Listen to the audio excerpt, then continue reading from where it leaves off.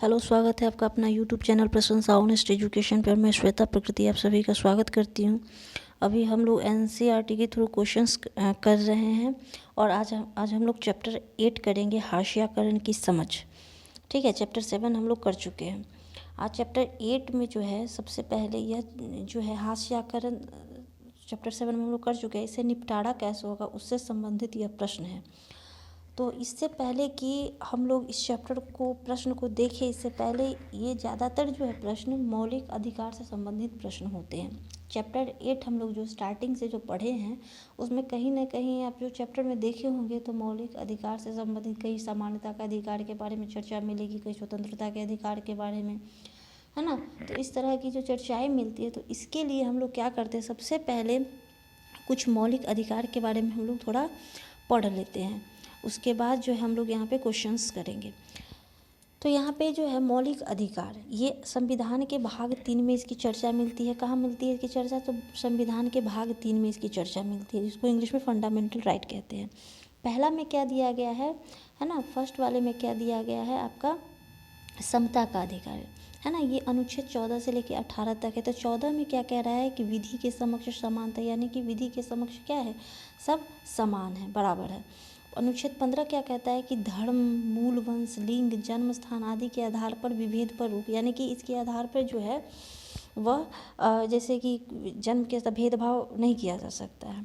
अनुच्छेद 16 क्या कहता है कि लोक नियोजन में अवसर की समानता, है ना। तो नियोजन जो होता है, नौकरी समय जो अवसर मिलता है उसमें समानता होनी चाहिए।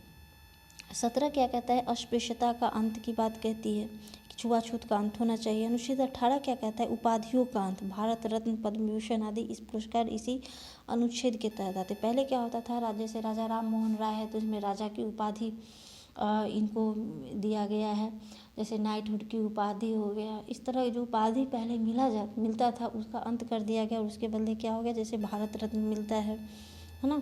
अभी भारत रत्न कर्पूरी ठाकुर को मिला है, बिहार से हैं वो, तो इनको मिला है भारत रत्न।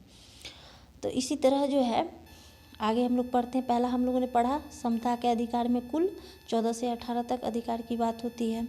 इसके बाद हम लोग आते हैं कि नंबर दूसरा, यह स्वतंत्रता का अधिकार, ये अनुच्छेद 19 से लेकर के 22 तक है, कुल 4 अनुच्छेद है। अनुच्छेद 19 में क्या कह रहा है कि अभिव्यक्ति की स्वतंत्रता, यानी कि हमें अपने बातों को रखने की स्वतंत्रता है ना।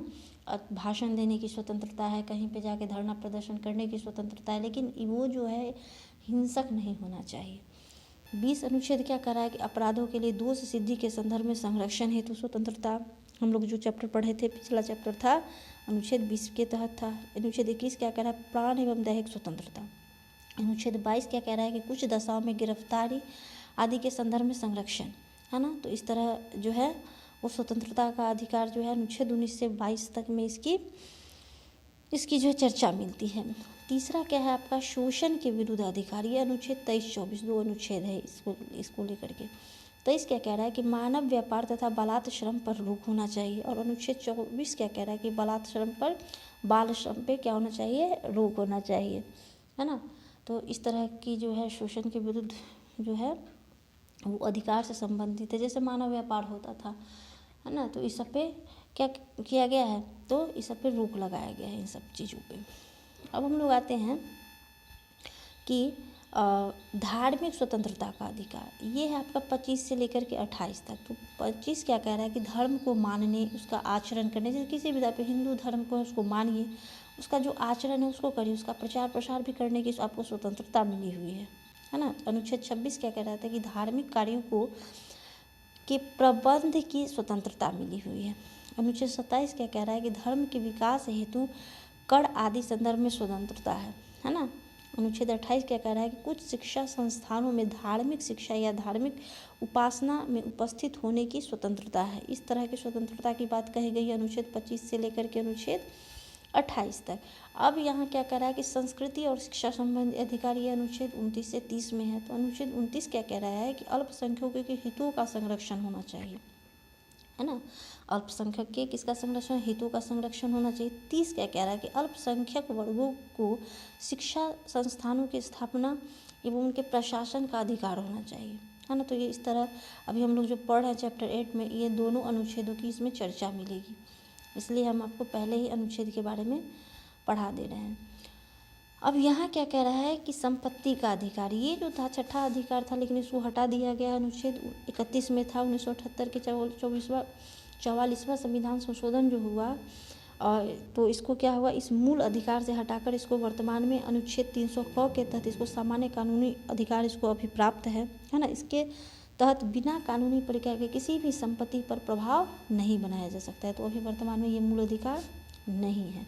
तो अभी वर्तमान में कुल 6 मूल अधिकार हैं, और ये छठा है संवैधानिक उपचारों का अधिकार, अनुच्छेद 32 में आता है। इसके द्वारा विभिन्न प्रकार के रीट जारी करते हैं, 5 प्रकार के रीट जारी किया जा सकता है, और मूल अधिकारों की रक्षा करता है कौन, तो ये इसके तहत अनुच्छेद 32 के तहत संवैधानिक उपचारों का अधिकार है। इसमें जो है आप डायरेक्ट हाई कोर्ट जा सकते हैं या फिर सुप्रीम कोर्ट जा सकते हैं। अगर आपके मूल अधिकारों का हनन हो रहा है तो आप सीधा हाई कोर्ट या सुप्रीम कोर्ट जा सकते हैं। अब हम लोग आते हैं क्वेश्चन नंबर 1 पे, है ना। मौलिक अधिकार से संबंधित ये प्रश्न था, इसलिए मैंने आपको वो पहले पढ़ा है। उसको क्या काम करेंगे आप लोग, आराम से अच्छे से नोट डाउन करके 2-3-4 बार उसको पढ़िए, वो याद हो जाएगा। उसके बारे में डिटेल में वीडियो बाद में आएगा, ठीक है। मौलिक अधिकार संबंधित फर्स्ट क्या कह रहा है कि अनुच्छेद 17 के अनुसार दलित को मंदिर में प्रवेश करने से, पढ़ने से व सार्वजनिक सुविधाओं का इस्तेमाल करने से नहीं रोका जा सकता है। कौन सा अनुच्छेद कह रहा है, तो अनुच्छेद यहाँ पे आपको कह रहा है कौन, 17 अनुच्छेद में हम लोगों ने किस चीज़ की चर्चा की थी, तो उसमें हम लोग मौलिक अधिकार जो पढ़े थे। और सेकंड क्या कह रहा है आपका कि समानता के सिद्धांत का हनन, किसका हनन, समानता के सिद्धांत का हनन होने पर दलित जो है वो अनुच्छेद 15 का सहारा ले सकता है। कौन से अनुच्छेद का सहारा ले सकता है, तो अनुच्छेद 15 का सहारा ले सकता है। अब इसमें कह रहा है कि सत्य कथन जो है वो कौन सा है, कौन सा सत्य कथन पूछ रहा है ना। तो इसमें जो हो जाएगा आपका कि 17 में क्या कहा था कि अस्पृश्यता का अंत, अनुच्छेद 17 में क्या था, अस्पृश्यता का अंत, यानी कि छुआछूत का अंत, यही ना था। तो इसके विरुद्ध प्रावधान किए गए थे, और इसके अनुसार क्या था कि दलित को शिक्षा या फिर मंदिर में प्रवेश, सार्वजनिक स्थानों सुविधाओं का इस्तेमाल से नहीं रोका जाएगा, अनुच्छेद 17 के तहत। तो ये तो आपका सही हो गया। फिर 15 क्या करा, अनुच्छेद की नागरिकों के साथ जो है धर्म, जाति, लिंग, इन सब के या फिर जन्म स्थान के आधार पर भेदभाव नहीं किया जा सकता है। ये समानता के अधिकार का हनन होने पर दलित इस अनुच्छेद का जो है, अनुच्छेद 15 का ये इस्तेमाल कर सकते। तो इस तरह देखा जाएगा तो आपका जो है वो ऑप्शन सी ये सही है। 1 और 2 ये दोनों जो है वो बिल्कुल क्या है, सही है। अब हम लोग आते हैं सीधा किस पे आएंगे, तो क्वेश्चन नंबर 2 को देखेंगे। इसमें बस कुल 4 प्रश्न ही है ना, ज़्यादा प्रश्न है नहीं। तो यहाँ कह रहा है कि मुसलमान व पारसी सांस्कृतिक धार्मिक समूह को अपनी संस्कृति की सुरक्षा व संवैधानिक अधिकार मिला हुआ है। फर्स्ट स्टेटमेंट है। सेकंड क्या करें, आरक्षण की व्यवस्था के अंतर्गत शिक्षा संस्थानों व सरकारी नौकरियों में दलित आदिवासियों को विशेष आरक्षण प्राप्त होता है। थर्ड क्या कह रहा है कि आरक्षण के संदर्भ में केंद्र व राज्य के स्तर पर जातियों की अलग अलग सूचियाँ होती है। तो यहाँ पे क्या कह रहा है आपका, तो फर्स्ट स्टेटमेंट जो है, फर्स्ट स्टेटमेंट में मौलिक अधिकार संबंधित अनुच्छेद 29 में ये जो है अनुच्छेद 29 की बात कर रहा है। फर्स्ट स्टेटमेंट अनुच्छेद 29 की बात कर रहा है, जिसमें कि जो है अल्पसंख्यकों को अपना ये सांस्कृतिक धार्मिक समूह को संस्कृति की सुरक्षा का संवैधान अधिकार मिला हुआ। तो फर्स्ट तो एकदम सही है, ठीक है। सेकंड क्या कर रहा है कि आरक्षण की व्यवस्था के अंतर्गत शिक्षा संस्थानों व सरकारी नौकरियों में दलित व आदिवासियों को विशेष आरक्षण, ये आपका हो जाएगा अनुच्छेद जो है ये 30 के तहत। तो ये दोनों अनुच्छेद के बारे में, ये दोनों है अनुच्छेद हम लोग पहले ही पढ़ चुके हैं, है ना। ये दोनों अनुच्छेद के बारे में हम लोग पहले ही पढ़ चुके हैं, तो इसलिए आप लोग इसको जो है याद रखेंगे। पहला हो गया यहाँ पे अनुच्छेद 29 की बात, और ये अनुच्छेद 30 की बात, ठीक है। दोनों अनुच्छेद से रिलेटेड प्रश्न है।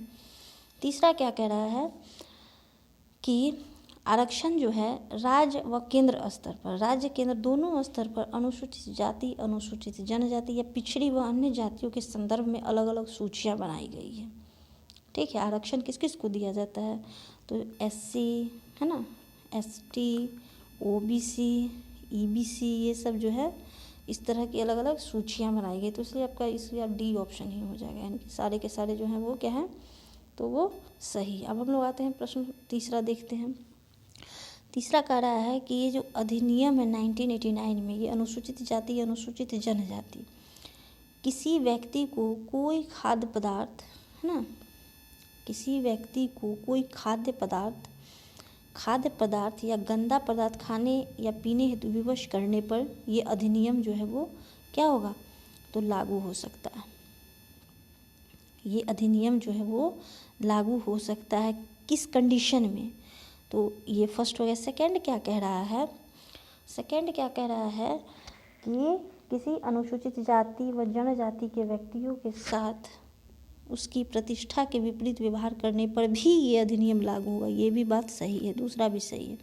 तीसरा क्या कह रहा है कि अनुसूचित जाति या व जनजाति के किसी व्यक्ति के स्वामित्व वाली ज़मीन पर किसी के द्वारा ज़बरदस्ती कब्जा करके खेती करने पर या अपने नाम पर हस्तांतरित करवा लेने पर भी ये जो है अधिनियम लागू होता है। तीसरा भी स्टेटमेंट सही है। चौथा क्या कह रहा है कि किसी अनुसूचित जाति या जनजाति की महिला को अपमानित करने या जोर जबरदस्ती करने या हमला करने पर भी यह अधिनियम लागू हो। ये भी स्टेटमेंट सही है, यानी कि आपका हो जाएगा डी सभी। अब हम लोग आते हैं क्वेश्चन नंबर 5 पे। ये है 1993 का सरकार ने employment of manual scavengers and construction of dry latrines provisions act पारित किया। पहला स्टेटमेंट। सेकेंड क्या कह रहा है कि यह कानून सिर पर मैला उठाने वाले को काम पर रखने और सूखे शौचालय के निर्माण पर पाबंदी लगाता है। यहाँ हमें सत्य कथन का पता करना है। कौन से कथन, सत्य कथन का पता करना है। तो हो जाएगा यहाँ पे ये दोनों जो है वो स्टेटमेंट सही है, यानी कि 1 और 2 दोनों कथन जो है आपके क्या है, तो सही है। ठीक है, यानी कि ये जो एक्ट था 1993 में, ये जो सरकार के द्वारा जो एक्ट लाया गया था, ये तो क्या होता था कि पहले मैला उठाने वाले लोग जो काम करते थे तो उससे उनको गंभीर बीमारी हो जाती थी और गंभीर बीमारी का खतरा भी होता था, जिसके चलते ये एक्ट आया और इसके चलते उस पर पाबंदी लगा दी गई। जो सिर पर मैला उठाना जो है ये काम, ये सब इस पर सरकार के द्वारा इस पर पाबंदी किया गया। इस तरह से देखेंगे तो ये सारे कथन जो है वो सही हो जाएंगे, ये सारे कथन सही हो जाएंगे। तो इस तरह ये चैप्टर जो है आपका हाशियाकरण से निपटारा, ये चैप्टर पूरा कंप्लीट हो गया है। और नेक्स्ट वीडियो जो आपका आएगा वो आएगा 9 और 10 को हम इंक्लूड करके एक ही साथ, क्योंकि कम क्वेश्चन है और एक ही साथ एक ही वीडियो में चैप्टर 9 और चैप्टर 10 हम लोग कंप्लीट करेंगे। देन हम लोग फिर 9th क्लास की NCERT स्टार्ट करेंगे पॉलिटिकल साइंस की। ठीक है, तो इसी तरह आप लोग जो है वो NCERT बेस्ड जो क्वेश्चंस कराए जाते हैं उस क्वेश्चंस को करिए। NCERT की बुक है तो उसको पढ़िए, फिर अपने से खुद से वीडियो के माध्यम से आप क्वेश्चंस लगाइए। और इसके बाद जो क्या होगा कि आपको PRT के लिए, TGT के लिए, PGT के लिए बहुत जो है ये लाभ, इससे इस वीडियो के माध्यम से आपको लाभ मिलेगा। ठीक है, तो आज के लिए इतना ही, धन्यवाद।